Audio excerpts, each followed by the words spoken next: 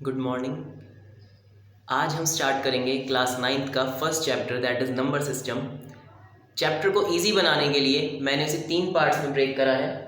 First part is number system and rational numbers, second part is real numbers and their decimal expansions and third part is rationalise the denominator and laws of exponent. ठीक है, आज हम start करेंगे सिर्फ इसका first part that is number system and rational numbers. Number system is when we define all the numbers।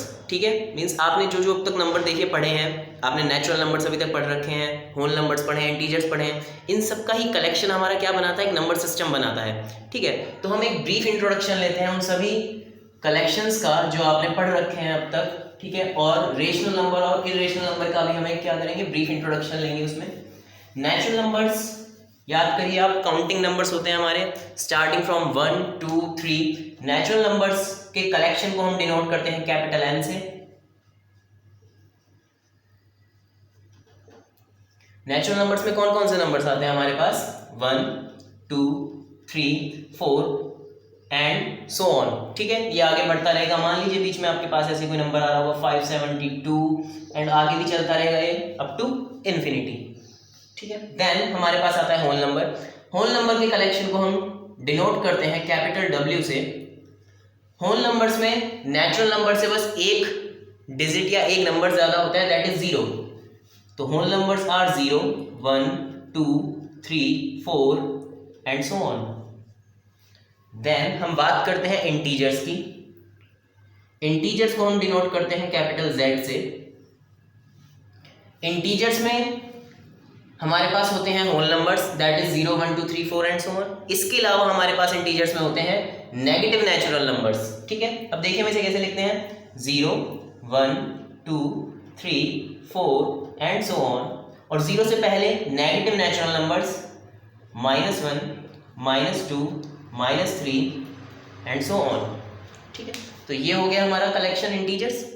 इसके बाद हम बात करते हैं मेन टॉपिक रेशनल नंबर्स की। ठीक है, देखिए स्टूडेंट्स, रेशनल नंबर्स हमारे वो नंबर्स हैं जिन्हें हम p अपॉन क्यू की फॉर्म में लिख सकते हैं। रेशनल नंबर्स के कलेक्शन को हम डिनोट करते हैं कैपिटल Q से।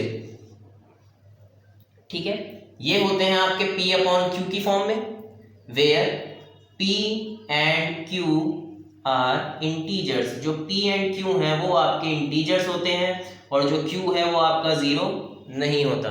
ठीक है, डिनोमिनेटर में आप याद रखिए किसी भी फ्रैक्शन के कभी डिनोमिनेटर में 0 नहीं आएगा।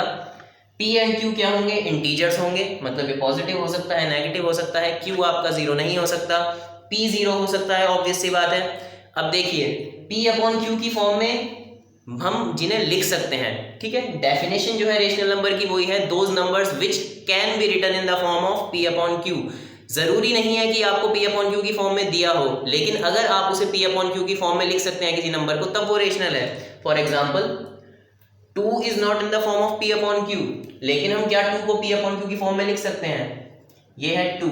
इसे अगर मुझे p अपॉन क्यू की फॉर्म में लिखना है तो मैं क्या करूंगा, मैंने इसके डिनोमिनेटर में 1 पुट कर दिया, तो 2 अपॉन 1 हमारा क्या बन गया, p अपॉन क्यू की फॉर्म। दैट मीन्स 2 को हम रेशनल नंबर की फॉर्म में लिख सकते हैं। इसी तरह से जितने भी सभी नेचुरल नंबर्स होंगे इन सबको हम क्या लिख सकते हैं, रेशनल नंबर की फॉर्म में। अब हम इंटीजर्स को देखते हैं, क्या हम इंटीजर्स को रेशनल नंबर की फॉर्म में लिख सकते हैं, -3 अपॉन 1। सो -3 अपॉन 1 इज -3, तो ये हमने दोबारा इसे क्या लिख दिया, रेशनल नंबर की फॉर्म में। Other examples of rational number can be 3 upon 5 7 upon 4 -8 upon 3 etcetera. ये सभी क्या है, रेशनल नंबर्स के एग्जाम्पल हैं जो p अपॉन q की फॉर्म में लिखे जा सकते हैं। अब आता है हमारे पास irrational numbers. Those numbers which can not be written in the form of p upon q are called irrationals. वो नंबर्स जिन्हें हम p अपॉन q की फॉर्म में ना लिख पाएं, जो इन नंबर्स के अलावा बचे हुए नंबर्स हैं वो सब क्या होंगे, p अपॉन q की फॉर्म में जिन्हें हम नहीं लिख सकते वो कहलाएंगे हमारे इर्रेशनल नंबर्स। ठीक है, तो ये जो दो हमारे बड़े सेट्स हैं, बड़े कलेक्शंस हैं, वो हैं हमारे पास रेशनल नंबर और इर्रेशनल नंबर। और अगर मैं इन्हीं दोनों कलेक्शंस को कंबाइन कर दूं, मींस अगर मैं सारे रेशनल्स और सारे इरेशनल नंबर्स को मिला दूं, तो जो कलेक्शन मेरे पास अब बनेगा वो कहलाएगा रियल नंबर्स। तो real numbers are those numbers which are rational और इरेशनल। ठीक है, collection of rational and irrational numbers is real number. तो अगर मैं इसका आपको एक फ्लो चार्ट बना के दूं इजीली याद करने के लिए, तो वो क्या रहेगा, देखिए रियल नंबर्स को हम ब्रेक करते हैं दो पार्ट्स में, ठीक है। एक हो गया पार्ट रेशनल, दूसरा इरेशनल, ठीक है। रियल नंबर्स के सेट को, कलेक्शन को हम डिनोट करते हैं कैपिटल आर से। अब देखिए रियल नंबर्स को हमने ब्रेक करा तो हमें उसके दो पार्ट्स मिले, रेशनल एंड इरेशनल। इसके बाद रेशनल्स में देखिए कौन कौन से नंबर आते हैं। अभी हमने देखा था कि हमने इंटीजर्स को भी रेशनल की फॉर्म में लिख लिया था, नेचुरल नंबर्स को भी हमने लिखा था रेशनल की फॉर्म में, उसके अलावा होल नंबर्स, ठीक है। रेशनल नंबर ऑब्वियसली हमारे जो फ्रैक्शंस होते हैं वो भी p अपॉन q की फॉर्म में ही होते हैं, तो ये भी हमारे किस में काउंट होंगे, रेशनल नंबर्स में। तो देखिए ये हमारे सब क्या हैं, रेशनल नंबर्स हैं। इरेशनल नंबर्स के आगे टाइप्स नहीं होते हैं, ठीक है। डेसिमल एक्सपेंशन की हेल्प से आपको अगर बताना पड़े जो डेसिमल नंबर्स होते हैं वो रेशनल है या इरेशनल, उसका हम जिक्र करेंगे अपने सेकंड पार्ट में जो है real numbers and their decimal expansions में, ठीक है। अभी हम बात करते हैं नेक्स्ट टॉपिक, अगर हमें रेशनल नंबर फाइंड करने हो दो गिवन नंबर्स के बीच में, ठीक है। अगर हमें गिवन टू नंबर्स के बीच में रेशनल नंबर्स फाइंड करने हो तो हम कैसे करेंगे। आपको एक बात याद रखनी है, किन्हीं भी दो नंबर्स के बीच में इनफाइनाइट रेशनल या इरेशनल नंबर्स हो सकते हैं, ठीक है। अगर मैं सिर्फ कोई भी दो नंबर बोलता हूं, सपोज 1 एंड 2, तो 1 और 2 के बीच में इनफाइनाइट अनगिनत रेशनल नंबर या इरेशनल नंबर्स हो सकते हैं। उन्हें निकालना सीखना है हमें कि हम कैसे निकालेंगे। देखिए फर्स्ट क्वेश्चन, फाइंड 5 रेशनल्स या रेशनल नंबर्स बिटवीन 1 एंड 2। अगर मुझे 1 एंड 2 के बीच में, 1 और 2 के बीच में मुझे 5 रेशनल नंबर्स निकालने हैं तो मैं कैसे कैलकुलेट करूंगा। देखिए दो स्टेप्स में हमारा क्वेश्चन ही कंप्लीट हो सकता है। सबसे पहले हमें देखना है कि दो नंबर्स जिनके बीच में हमें रेशनल नंबर फाइंड करने हैं क्या उनका डिनोमिनेटर सेम है या नहीं है। अगर डिनोमिनेटर सेम है तब हम आगे क्वेश्चन सॉल्व करेंगे, अगर नहीं है तो सबसे पहले हम उस डिनोमिनेटर को सेम करेंगे एलसीएम मेथड से, ठीक है। इन स्टेप्स को याद रखिए, अगर आपको कोई चीज जरूरत है तो आप उसे नोट डाउन कर सकते हैं अभी अपने पास। फर्स्ट स्टेप क्या था, हम जो दो नंबर्स हमें गिवन है जिनके बीच में हमें रेशनल नंबर्स फाइंड आउट करने हैं, हम सबसे पहले इनके डिनोमिनेटर्स को सेम करेंगे। अब 1 एंड 2 का अगर डिनोमिनेटर आपको नहीं दिख रहा है तो याद करिए, 1 को हम लिख सकते हैं 1 अपॉन 1 और 2 को हम लिख सकते हैं 2 अपॉन 1, ठीक है। अब डिनोमिनेटर इनका ऑलरेडी सेम है, 1 एंड 2 का डिनोमिनेटर सेम है, दैट इज 1। अगर अलग होता तब हम इन्हें सेम बनाते सबसे पहले एलसीएम की हेल्प से, ठीक है। अब क्योंकि इनका डिनोमिनेटर सेम है तब हमारा नेक्स्ट स्टेप क्या होगा, डिनोमिनेटर सेम होने के बाद हमारा नेक्स्ट स्टेप होता है जितने रेशनल नंबर्स हमसे पूछे गए हैं, जैसे यहाँ पर पूछा गया है हमसे 5 रेशनल नंबर्स पूछे इन दोनों के बीच में, तो सबसे पहले तो आप चेक करेंगे क्या इन दोनों के बीच में 5 रेशनल नंबर्स आ रहे हैं, मींस 1 एंड 2 के बीच में क्या 5 नंबर्स हैं, नहीं है। तो हम क्या करेंगे, 5 से बड़े किसी भी नंबर से हम इन दोनों फ्रैक्शंस की मल्टीप्लाई करेंगे, ठीक है। अब देखिए कैसे, 5 से बड़ा कोई भी नंबर हम ले सकते हैं, तो ऑब्वियसली नंबर हो गया 6। लेकिन आपको एक याद रखनी है बात, नंबर्स यहाँ पे 1 और 2 के अलावा आपको कोई भी दे सकता है क्वेश्चन में, तो कैलकुलेशन को इजी रखने के लिए 5 से बड़ा हम नंबर ले सकते हैं 10। डायरेक्ट हम किसकी मल्टीप्लाई कर दें, 10 की, 10/10। अब देखिए ये बनेगा आपका 1 अपॉन 1 की मल्टीप्लाई अगर मैं 10 अपॉन 10 से करूंगा तो ये बनेगा 10। दूसरा, अगर मैं 2 अपॉन 1 की मल्टीप्लाई करूंगा तो ये बनेगा 20 अपॉन 10। अब 10 अपॉन 10 एंड 20 अपॉन 10 के बीच में कितने रेशनल नंबर्स आएंगे हमारे पास, 9, 11 अपॉन 10, 12 अपॉन 10 से लेकर 19 अपॉन 10 तक। उन 9 रेशनल नंबर्स में से हमें कोई भी 5 अपनी मर्जी से सेलेक्ट करने हैं, तो हमारे पास आंसर आ जाएगा 5 rationals are 11 upon 10, 12 upon 10, 13 upon 10, 14 upon 10 and 15 upon 10। याद रखिए सबके आंसर इसमें अलग अलग आ सकते हैं। अगर आपने यहाँ पर 10 की जगह 20 से मल्टीप्लाई करा तो आपके आंसर अलग आएंगे, अगर आपने 5 के 10 की जगह पर 6 से मल्टीप्लाई करा है तो आपका आंसर अलग आएगा। क्योंकि मैंने अभी बताया कि दो नंबर्स के बीच में इनफाइनाइट रेशनल नंबर्स होते हैं, अनगिनत रेशनल नंबर्स हो सकते हैं, तो सबके आंसर बेटा अलग अलग आ सकते हैं, डिपेंड अपॉन आप किस नंबर से यहाँ पर मल्टीप्लाई कर रहे हैं। ठीक है, इसी तरह से एक क्वेश्चन हम और करेंगे जिसमें रेशनल नंबर्स का हम क्या रखेंगे, डिनोमिनेटर डिफरेंट, जिसे आपको खुद पहले सेम करना होगा, उसके बाद ये प्रोसीजर आप अप्लाई करेंगे।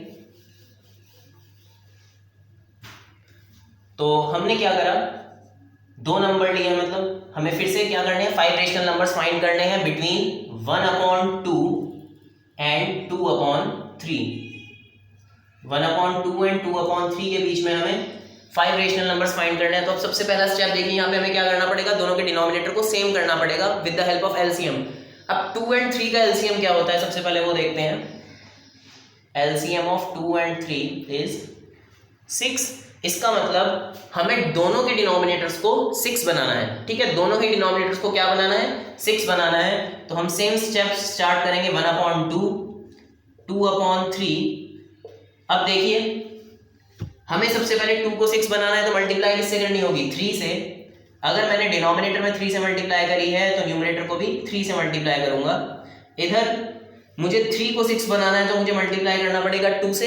अब अगर मैंने डिनोमिनेटर में 2 से मल्टीप्लाई करा है तो न्यूमरेटर में भी किससे मल्टीप्लाई करूंगा, 2 से।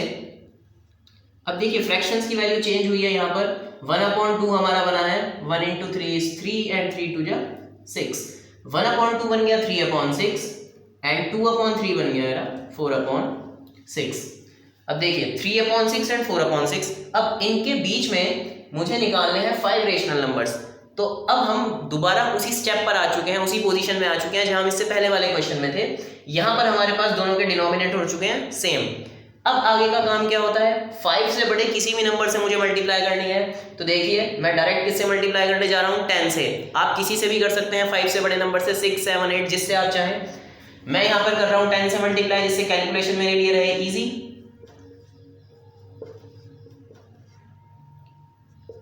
ये बनेगा, देखिए 3/6 को मैंने 10 × 10/10 से मल्टीप्लाई करा है, तो 3 × 10 is 30/6 × 10 60। ये वैल्यू बनेगी आपकी 4/6 बनेगा 40/60। अब देखिए क्या इनके बीच में 10 नंबर आ रहे हैं, 30/60 एंड 40/60 के बीच में आपको चाहिए 5, लेकिन नंबर्स आ रहे हैं आपके पास 9। 31/60, 32/60 से लेकर 39/60। तो आप कोई भी अपने 5 अपनी मर्जी से सेलेक्ट कर सकते हैं। आंसर आपका आएगा 5 रेशनल नंबर्स या 5 रेशनल्स आर 31/60, 32/60, 33/60, 34/60 एंड 35/60। इजी है मेथड। हम दोबारा एक बार रिवाइज करते हैं। देखिए क्या करना है हमें। सबसे पहला काम है हमारा, जो गिवन हमें दो नंबर से उनका डिनोमिनेटर सेम बनाना। अगर नहीं है तो हम सेम करेंगे एलसीएम मेथड की हेल्प से, अगर सेम है तो फिर हम आगे चलते हैं। अब देखिए डिनोमिनेटर सेम होने के बाद हमें क्या करना होता है, जैसे ही डिनोमिनेटर सेम हो गया उसके बाद हम चेक करेंगे कि हमें कितने रेशनल नंबर्स निकालने हैं। इस क्वेश्चन में हमें निकालने हैं 5 रेशनल नंबर्स।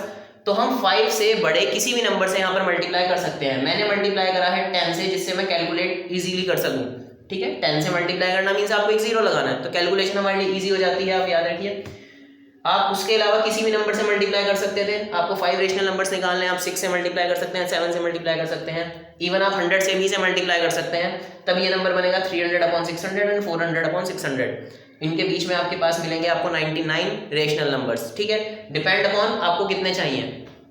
अगर आपसे वो 20 या 30 रेशनल नंबर्स कभी पूछता है किसी क्वेश्चन में, तो आप डायरेक्ट 100 से मल्टीप्लाई कर सकते हैं। ये आपकी मर्जी होगी, आपकी चॉइस है कंप्लीटली कि आप किस नंबर से मल्टीप्लाई करते हैं। याद रखिए नंबर वो चूज करिए जिससे आपकी कैलकुलेशन इजी हो सके। ठीक है, नेक्स्ट क्वेश्चन हम करते हैं। नेक्स्ट क्वेश्चन देखिए, we have to find 10 rational numbers. Next question में हमें 10 रेशनल नंबर्स निकालने हैं। ठीक है, we have to find 10 rational numbers between -3/11 and 8/11। ठीक है, -3/11 and 8/11 के बीच में हमें 10 रेशनल नंबर्स निकालने हैं। अब सबसे पहला काम हम फिर से क्या देखेंगे कि हमारा डिनोमिनेटर सेम है या नहीं है। हमने देखा दोनों में डिनोमिनेटर क्या है 11, that means denominator is same. अब हमें आगे देखना है, हमें 10 रेशनल नंबर्स निकालने हैं, तो हमें क्या करना चाहिए, 10 से बड़े किसी भी नंबर से मल्टीप्लाई करनी चाहिए। लेकिन आप एक चीज देखिए, -3 और 8 के बीच में ऑलरेडी 10 नंबर्स आ रहे हैं, -2 -1 0 एंड 1 2 3 4 5 6 7, ये 10 नंबर्स हमारे पास ऑलरेडी हैं। तो हमें कुछ भी यहाँ पर करने की जरूरत नहीं है, हम क्या लिखेंगे, डायरेक्ट अपना आंसर। याद रखिए ऑलरेडी नंबर्स प्रेजेंट हैं बीच में, तो हमें कुछ भी आगे सॉल्व करने की जरूरत नहीं है। हम लिखेंगे अपना आंसर 10 रेशनल्स आर -2/11 -1/11 0/11, 0/11 को आप लिख सकते हैं सिर्फ 0, देन 1/11, 2/11, 3/11, 4/11, 5/11, 6/11 एंड 7/11। ये हो गए हमारे 10 rational numbers between these two rational numbers. याद रखिए यहाँ पे हमारे पास ऑलरेडी इनके बीच में 10 रेशनल नंबर थे, तो हमें कुछ भी फाइंड नहीं करना है। वो 10 पूछता है, 5 पूछता है, कितने भी पूछता है, हमारे पास नंबर यहाँ पर है। अगर वो 10 से ज़्यादा पूछता है तब हम दोबारा इसे सेम स्टेप से करते जैसे हमने इससे पहले वाला क्वेश्चन किया था। ठीक है, आप इसी तरह से एनसीईआरटी की एक्सरसाइज सॉल्व कर सकते हैं। आप कोई भी 2 नंबर्स लीजिए, उनके बीच में आप देखिए कितने रेशनल नंबर्स आ रहे हैं, आप अलग अलग नंबर्स खुद फाइंड आउट कर सकते हैं। ठीक है, अगर इसके बाद भी आपको कोई कुछ प्रॉब्लम रहता है इससे टॉपिक से रिलेटेड, तो आप कमेंट बॉक्स में नीचे कमेंट करके मुझे बता सकते हैं। ठीक है बेटा, तब तक till then stay home, stay safe, जय गुरुदेव।